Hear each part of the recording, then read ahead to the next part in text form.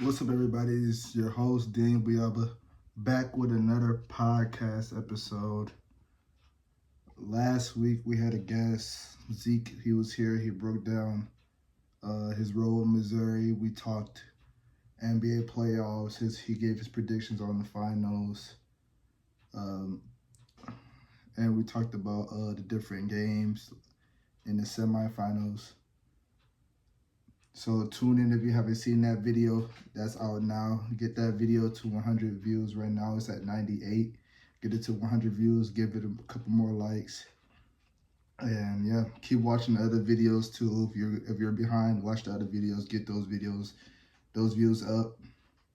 Get the likes up on that, comments and everything, man. Just keep showing love, keep supporting. I appreciate everything. All the likes, all the comments, all the views. I appreciate it all. And well, yeah, let's get started. So last podcast we were talking, it was I believe it was game 3 of Boston and Pacers that weekend, or that day of Thursday. And I believe the Mavs were probably 1-0. Yeah, Mavs were 1-0 that day. The next day, Luka hit a game winner to be up 2-0. Game 3, they ran away with it in the fourth quarter. Tried to sweep them. They didn't sweep them. And it's a game 5 tonight. Boston end up sweeping the Pacers, finally proving me wrong by having that killer instinct and by sweeping a team finally, even though Tyrese Haliburton went down. I believe Tyrese Haliburton went down game 3. No, he went down game 2, didn't play game 3 or 4. But Celtics did what they had to do and finish them off. So now they're waiting for about a week. The NBA Finals start next Thursday. Their series been done since when the series was over. I believe the 27th. When was the 27th?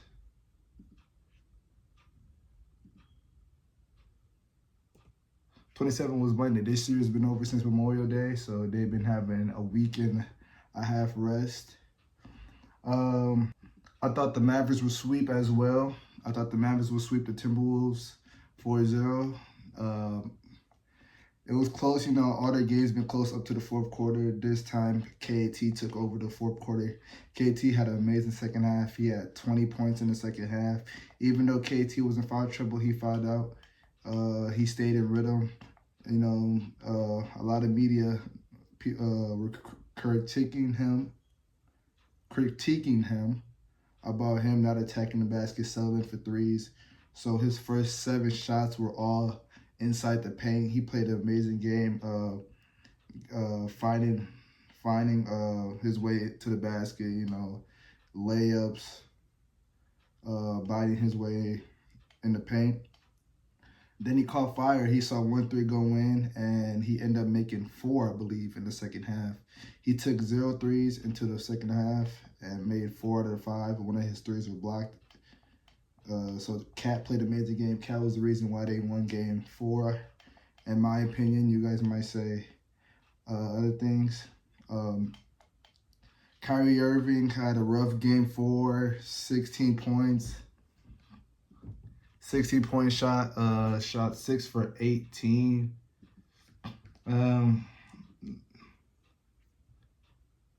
Shot 6 for 18. Lucas 7 for 21, 4 for 11. You can say Chris Finn had an adjustment. He started with Kyrie being guarded by Jaden McDaniels, and he had Ant on Luka, and you can say that worked out. I saw a statistic that Ant held Luka to 5 for 15 shooting. So I feel like that was key for the Timberwolves because Luka is not the type of type of player to run around the courts. How Kyrie moves without the ball and stuff like that. Luka isn't like that. Luka's the ball dominant. So he usually always have the ball in his hand. So that would be easier for Cat. Oh my God, I'm tripping today. That would be easier for Ant to guard him because he's not guarding him off the ball really. He's really just guarding him on ball, and Ant's definitely a better on ball defender than an off ball defender. I would say that for sure. And McDaniels played amazing defense. His length was different for Kyrie. The physicality he gave towards Kyrie really affected Kyrie, I would say. Obviously, he shot 6 for 18, 1 for 6. Now they're going to Game 5 today back in Timberwolves. It was key for the Mavericks to finish them off because Mavericks don't have home court advantage. And tonight is going to be a tricky game because if Mavs lose tonight, it'll be 3-2, but they're going back home, but it'll be anybody's ball game. You never know what could happen in the Game 6, and then the Game 7 is just basically a coin flip, So, but, the record 155-0 with a team up 3-0, a team never blew a 3-0 lead. The NBA media always makes narratives, especially ESPN, about a team being the first team to ever come back 3-0 in a series. I do believe one year it will happen. A team will come down 3-0. Last year almost happened with the Celtics coming back down with the Heat. Jason Tatum gets hurt first game in Game 7.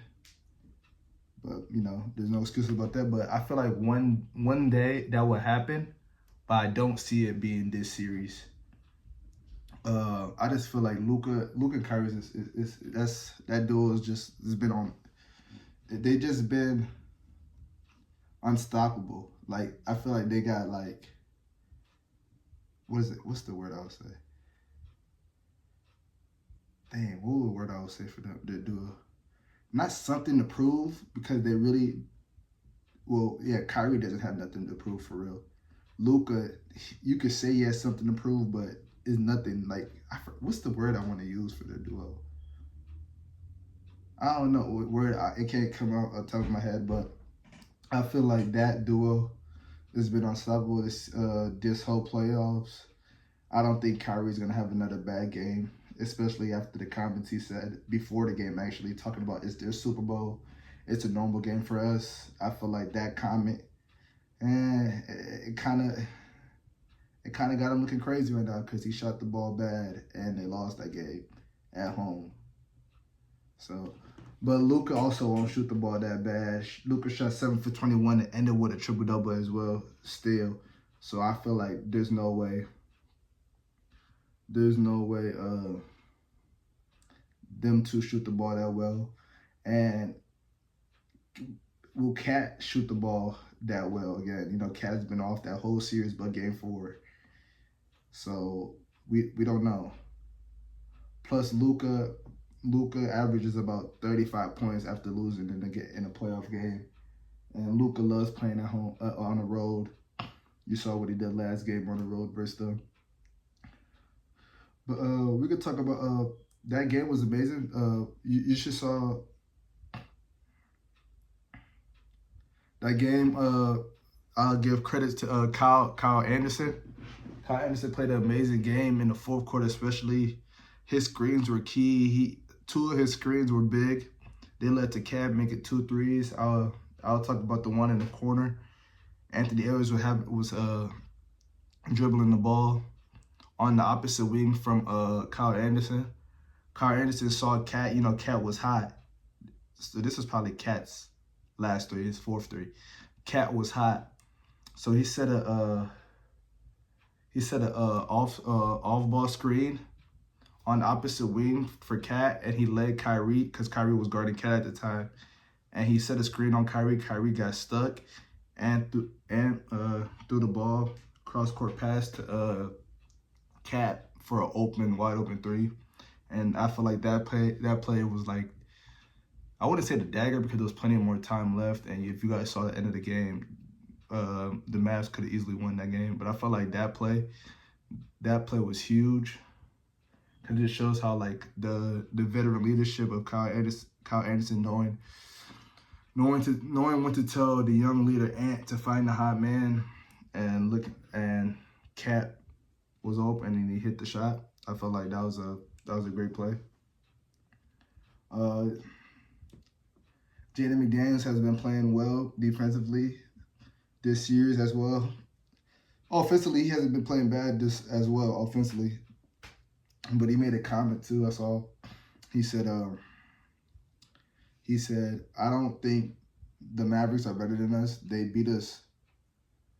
They only beat us one time for real. We really beat ourselves. The only time they beat us was Game 3, and I'm pretty positive that we can beat them 3 more times. I'm like, okay. Last time a Timberwolves player called out the Mavericks, Kyrie killed them. So I feel like they just putting more fuel to the fire for the Mavericks to dominate them and to show up. So I feel like tonight's gonna be an interesting game. Going on the road should be tough. I believe, I don't remember what I said in the video, but I have Mavericks winning. I had them winning the series in 6. But I don't want the Mavericks to lose tonight. I really don't want them to lose tonight, because if they lose, the pressure is going to start being on them. So I hope Mavericks end it tonight, and I hope we get the series that we want to see. Kyrie going back to Boston, Porzingis hopefully being healthy, coming back to Dallas, and we get the Boston Celtics versus Dallas Mavericks finals. Hopefully we get that finals appearance that we all need. But the NBA narrative is going to be pushing for the Wolves to win tonight. You know they are. They want to they want Ant to continue to play, because Ant is their player right now. Since you know how every year they pick a player that they favorize. Like last year was Nikola Jokic, now this year is Ant. So ESPN and the NBA are going to be pushing for a Wolves win tonight. And they're at home, so the refs are going to be on their side, so we'll see. Let's talk Boston, though. Jaylen Brown won Eastern Conference Finals MVP. Whatever they call it, ECF Finals MVP. He didn't lead. It's crazy, he didn't lead the team in anything, but he shot the ball the best, I believe. He averaged 29.8 points, 5 rebounds, and I'm not too sure with the assists. And Jason Tatum had 30 points, 10 rebounds, and 6 assists. And the voting was 5 for Jaylen Brown. Do y'all think Jason Tatum was robbed from that MVP? I don't think he was, because I feel like Jaylen Brown was consistent the whole series. You shooting 50%, and he was scoring with ease. I feel like he was the best player of that series. But I didn't realize Jason Tatum's other stats, and it's not really all about the points. But I didn't realize Jason Tatum led the whole team in everything: the rebounds, assists, and points. So y'all let me know y'all think he got robbed, honestly. But we got to talk about how the Celtics, they closed out every game in the fourth quarter. I felt like every game they were down in the fourth quarter, and they showed their clutchness. Like, Jaylen Brown played amazing in the clutch. He had to stop. He had to block on Andrew Nembhard, and then he had the big assist to Derek White. That was amazing. That was an amazing 3 from Derek White. And then Andrew Nembhard missed a 3. I believe Andrew Nembhard missed a 3. And I don't know if that was the end of it or not. But we got to talk about how the Boston Celtics have been dominating the whole East side. Everybody's been complaining about how they've been playing the injured teams, but it's the playoffs, man. Injuries are always happens. You can't knock a team from winning. You can't knock a team from winning versus injured teams. You just gotta play what's in front of you. If that was y'all teams, y'all would have been saying the same thing. So I don't have no complaints about the Celtics beating all those teams. They just gotta finish the job by beating either the Mavericks or the Wolves. So yeah, I see that. Hopefully Kristaps Porzingis is back for game 1 of the playoffs. He has to be back for game 1 of the playoffs to beat either the Wolves or Mavericks. I feel like his presence on the court is amazing because he's a 7'3" center and he's a stretch center, so he can shoot the ball. No team is gonna leave him open. They will have to guard 5 out, I believe. Yeah, Celtics are probably gonna run a 5 out offense. And then he's not a defensive liability like how Al Horford would be in a pick and roll, because I feel like Porzingis, like on the island, Porzingis, I mean, he wouldn't get killed like how Al Horford been getting killed. Al Horford, in my opinion, has been getting killed in the pick and roll this year. I mean, this playoffs. I feel like Porzingis, he'll be able to contest shots better than Al Horford. I feel like Porzingis in the paint, he will be a defensive anchor. Like he will he block shots, adjust shots, and all that. So Kristaps Porzingis will be huge in the playoffs. I mean, in the finals for sure. He tweeted he'll be back in the finals, but we don't know what game. And hopefully it's game 1. They had a long rest, like I said, and he missed 10 games. He hasn't played in 5 weeks, and it's a calf injury, so hopefully he's back ahead of time.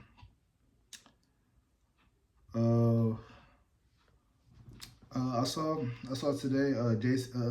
Josh Hart said Derek White is a more impactful player than Jason Tatum is on the Celtics, and I thought that quote was kind of wild to say, but I kind of see why he said that, because Derek White's role is basically Josh Hart's role on the Knicks. You know, the cleanup guy, does all the dirty work, you know, play both sides, can shoot the ball, can defend, can rebound. So I see why he said that, but if Jason Tatum isn't on the team, they don't make it to where they are right now, honestly. I just wanted to address what he said because I feel like he caught a lot of heat, but I see why Josh Hart said that. And I don't know. I just felt like saying that, adding that on, because I thought that was interesting for him to say. But yeah, man, hopefully tonight's a great game. Hopefully Mavericks get the win so they can have a 1-week rest for the playoffs. Because, you know, we need that. We need that Kyrie, like I said earlier. We need that Kyrie versus Boston finals. We need that Porzingis versus Dallas finals. Even though Porzingis versus Dallas is not going to be like how Kyrie and Boston ended. But, you know, basketball guys need that for sure, for sure. Key points for the Mavs and Timberwolves games tonight. I feel like for the Mavs to win, they would have to have a lot more from the role players. P.J. Washington shot the ball 2 for 9 from 3, 3 for 13. He has to be more efficient, like how he was in the Thunder series. I feel like Chris Finch has been doing a great job on P.J., even though P.J. missed a lot of open shots in game 4.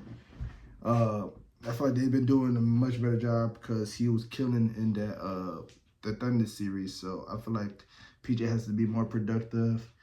Off the bench, Jaden Hardy had an amazing game last game. He's been productive. Shout out to Jaden Hardy. He's from Detroit, Michigan. So shout out to him. He was balling last game, 13 points, 3 for 4 from shooting. He was talking a little smack to Ant. And yeah, if he continues to play well tonight, they'll win this game. But you know, role players travel better on the road. I mean, at home, my bad. So expect the big games out of Naz Reid tonight. You can expect to get big game from Alexander Walker, Kyle Anderson. Like I said earlier, Kyle Anderson he was playing great off the ball. You know, his stats don't really say all, but he played great. And Derek Lively, if he comes back tonight, will be a huge piece, because I feel like he'll be a better rim protector. Just the little things Derek Lively did for the Mavericks this year, and just series alone, he's been better. I feel like playing Dwight Powell, his flow when he came in, he had a -4 in 3 minutes, so like 3 minutes of gameplay. So I feel like take away his minutes, probably cut down Maxi Kubler. I feel like Maxi Kubler came back a little early. I don't think he's really 100%. He was hesitant to shoot the ball, 0 for 2 shooting. So it's just like you just cut those minutes in and you just fill back filling Lively minutes on the defensive side because, Lively, he's blocking shots, he's getting rebounds, he's catching lobs. I feel like this game, it was a little less lobs being thrown. Derek Gafford got his inside the paint points, but, Lively is the guy that catches the lobs. Gafford catches lobs too, but it would be huge for Lively to come play today, I know Luka wants to win this. It would be huge for Luka to make it to the playoffs this year. Not the playoffs. Oh my God, it's been a rough episode. It would be huge for Luka to make it to the finals. Kyrie making a second appearance, Luka making his first. But I feel like if Luka has a great game, if the game is close in the fourth quarter and Luka and Kyrie are having great games, they will win this game. Unlike last game 4, when they didn't really shoot the ball as well. I feel like in the fourth quarter, at a point they were down 5 points, and then they were just chucking threes. Kyrie shot a couple bad threes, but they're not really bad threes for Kyrie. They're just like bad shots, like to take during those times. Like Luka shot a lot of threes that are like I question a lot, but they relied on 3 more than 2 in the fourth quarter, which killed them. Honestly, I feel like they could have put that game away. But you saw the crazy 3 Luka hit, and then he missed the free throw. So it was like, come on, you got to hit the free throws as well. Free throws was killing them last series versus Thunder. Not much this series, as you can see, they're up. But yeah, this game is huge for the role players. Not the role players, this game is huge for everybody, honestly. Cat as well. Like I said earlier, Cat has to play an amazing game. Mike Conley has to play a good game, being a vet. McDaniels, Rudy Gobert. But we'll see. But if the Wolves get in any foul trouble again, that's going to be hard for them. Like, that's amazing how they won that game with their big 3 in foul trouble in that whole second and third quarter, and really just play a free fall in the fourth quarter, not caring because it could be the last quarter of the season. But, tonight they should close them out, honestly, in my opinion. Mavs close them out, like I said, then they get their rest for the finals as they head to Boston. But also, there's kind of the confusion on I've been seeing. It's saying, is Luka the best player in the world if he wins his championship? Honestly, we got to give it to Luka if he wins the championship as the best player in the world. We always give it to the best player at a point. Remember when Giannis won in 2021, they gave it to Giannis. 2023, they gave it to Joker. 2022, they didn't really give it to Curry. Curry's hated. So, Curry didn't get that best player in the world title, even though the real ones know he was probably the best. He was the best player in the world in 2022. But Luka has to get that best player in the world title in 2024 if he wins. They're trying to crown Ant over Luka already, over Joker already. It's crazy. Like, Ant, the Ant trend it's crazy, man. It's crazy, the PRs. But we'll see. We'll see. On transition to the Champions Leagues, the finals is this Saturday. Real Madrid versus Tottenham. And, this is Real Madrid's game to win, in my opinion. This is going to be Real Madrid's 18th Champions League game. Won 14 Champions League, only lost 3. Real Madrid has dominated the Champions League the last 10 years. They have won 5 in the last 10 years. They won 2014, 16, 17, 18, so they three-peated, and they recently just won in 2022. Tottenham, this is going to be their second time in the finals. They played in 2013 versus their rivals, Bayern Munich. They lost that game, so they're seeking their first Champions League this weekend. And honestly, I don't care who wins. I'm just a soccer fan that loves a great game of soccer. But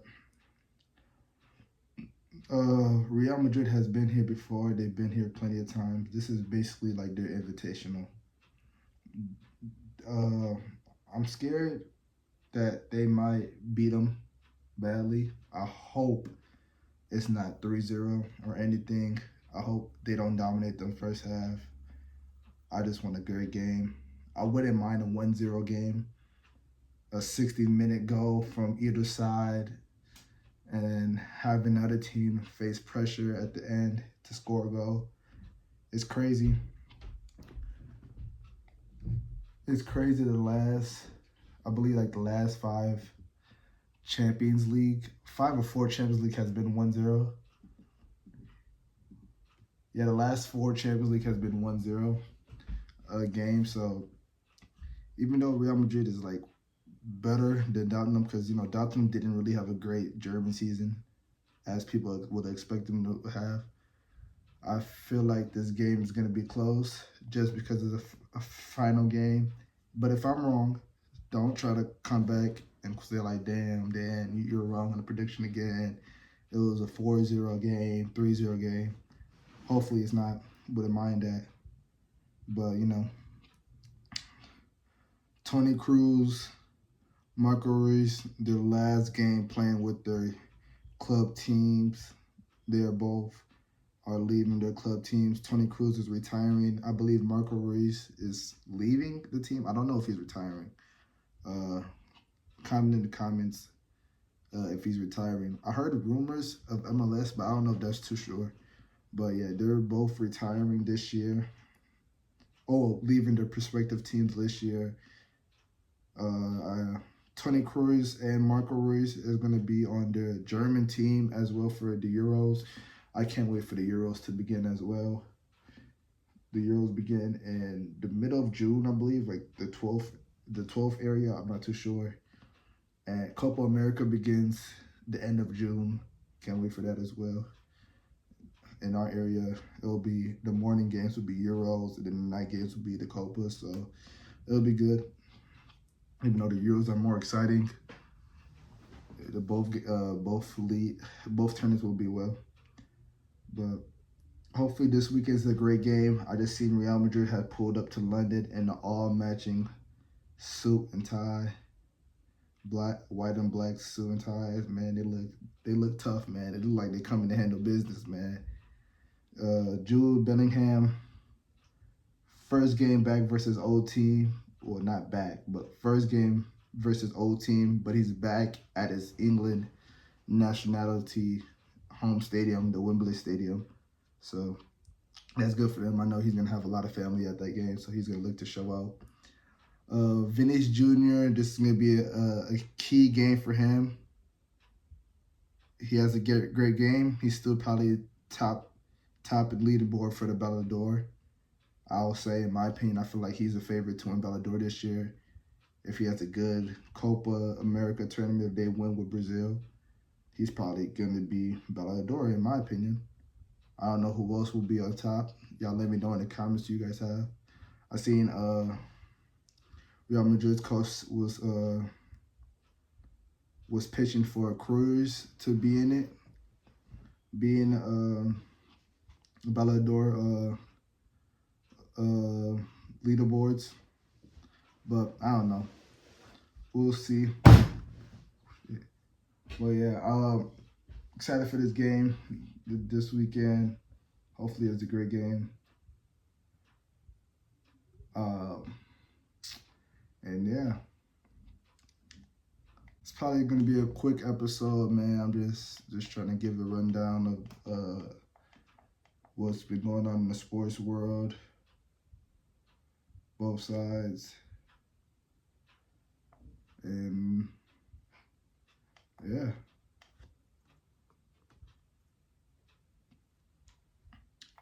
So tune in, like, comment, subscribe. This is a quick video. Tune in next week. We might have a special guest. We might not. I don't know yet. I'm still trying to figure out everything.